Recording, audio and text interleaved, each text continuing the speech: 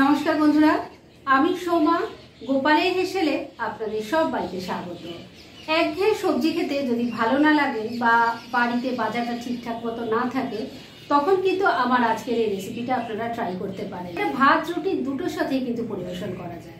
তাই চলুন আর একটু সময় নষ্ট না করে রান্নাটা করে ফেলি।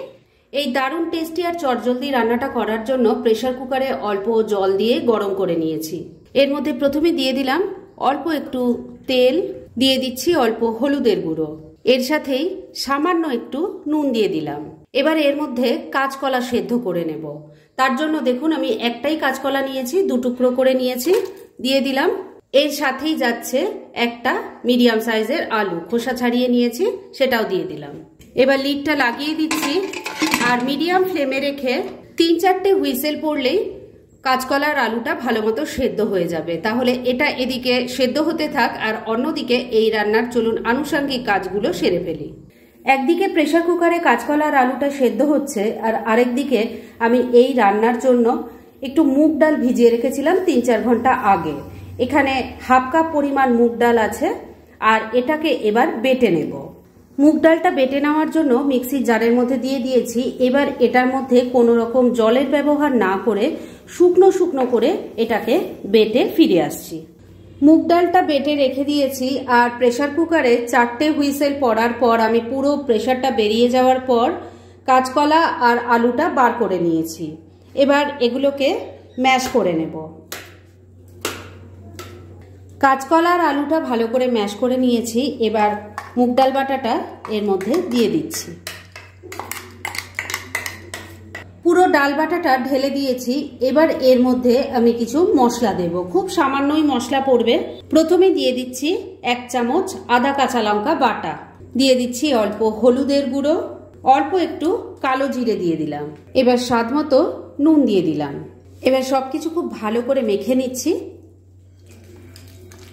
সবকিছু দিয়ে খুব ভালো করে কাঁচকলা আর আলুটাকে মেখে নিয়েছি। এবার তাহলে চলুন নেক্সট স্টেপের দিকে এগোনো যাক। এবার মূল রান্না শুরু করছি, সেজন্য কড়াইয়ে তেল দিয়ে গরম করে নিয়েছি। এবার যে মিক্সচারটা তৈরি করে রেখেছিলাম আলু কাঁচকলা ডাল দিয়ে, তার থেকে ছোট ছোট বড়ার আকারে এর মধ্যে দিয়ে দিচ্ছি। প্রথম ব্যাচের কয়েকটা ফুলুরি ভাজার জন্য বসিয়ে দিয়েছি। এগুলোকে এবার মিডিয়াম ফ্লেমে রেখে উল্টে পাল্টে লাল লাল করে ভেজে নিচ্ছি। প্রথম ব্যাচের ফুলুরিগুলো উল্টে পাল্টে দেখুন লাল লাল করে ভেজে নিয়েছি। এবার এগুলো সব তেল ঝরিয়ে তুলে নিচ্ছি আর এইভাবে বাদ বাকি সবকটা ভেজে নিয়ে তারপর নেক্সট স্টেপের দিকে এগোচ্ছি। সমস্ত কাঁচা কলার ফুলুরিগুলো দেখুন ভেজে তুলে নিয়েছি। এবার এই তেলের মধ্যে দিয়ে দিলাম অল্প নুন, অল্প হলুদের গুঁড়ো দিয়ে দিলাম। এবার একটু আলুর টুকরো ভেজে নেব, তাই দিয়ে দিচ্ছি। এখানে আমি একটাই ছোট সাইজের আলু নিয়েছি, সেটাকে টুকরো করে কেটে নিয়েছি। এবার তেলের সাথে মিশিয়ে নিয়ে আলুর টুকরোগুলো ভালো করে ভাজা ভাজা করে তুলে নেব।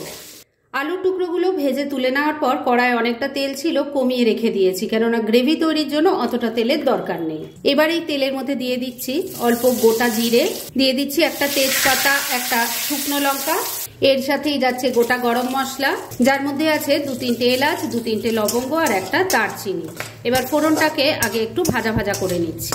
ফোড়নটা ভাজা ভাজা হয়ে গেছে। এবার এই তেলের মধ্যে দিয়ে দিলাম একটু কাশ্মীরি মির্চ পাউডার, দিয়ে দিচ্ছি টমেটোর টুকরো, আদা কাঁচা লঙ্কা বাটা দিয়ে দিলাম। তেলের মধ্যে কাশ্মীরি মির্চ পাউডার দিলে কালারটা খুব ভালো আসে।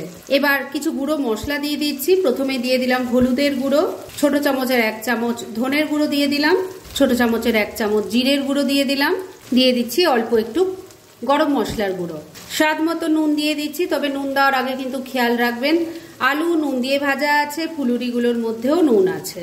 অল্প কয়েকটা দানা চিনি দিয়ে দিলাম, অল্প একটু জল অ্যাড করে দিলাম, না হলে মশলাটা কষানো যাবে না। এবার সবকিছু ভালো করে মিশিয়ে নিয়ে মশলাটাকে খুব ভালো করে কষিয়ে নিতে হবে। মিনিট 2 সময় নিয়ে একটু ঢাকা চাপা দিয়ে মশলাটা খুব ভালো করে কষিয়ে নিয়েছি। এর থেকে দেখুন এখন তেলটা সেপারেট হয়ে গেছে। এবার এর মধ্যে ভেজে রাখা আলুর টুকরোগুলো দিয়ে দিলাম। সবকিছুর সাথে খুব ভালো করে মিশিয়ে আরেকবার কষিয়ে নিচ্ছি।